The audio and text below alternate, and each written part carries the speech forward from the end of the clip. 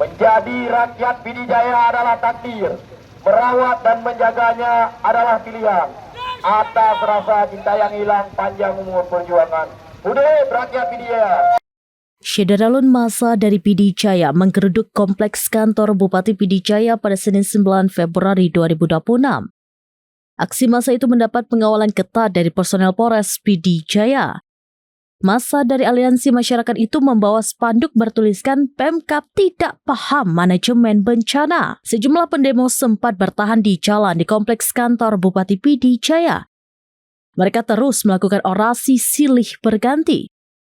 Isi orasi disampaikan pendemo yang menyoroti penanganan pasca banjir bandang yang masih meninggalkan luka mendalam bagi masyarakat.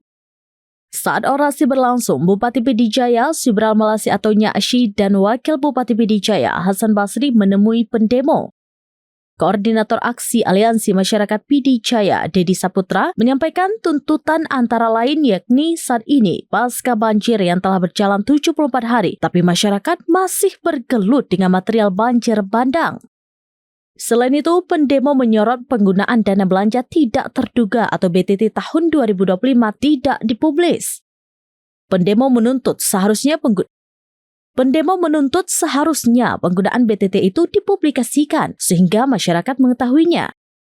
Aksi damai itu dilanjutkan pertemuan pendemo dengan Bupati dan Wakil Bupati di Posko Bencana Banjir di Gedung XMTQ Aceh. Bupati Pidijaya berjanji akan menindaklanjuti keinginan pendemo. Dari PD, Muhammad Nazar, serambinews.com.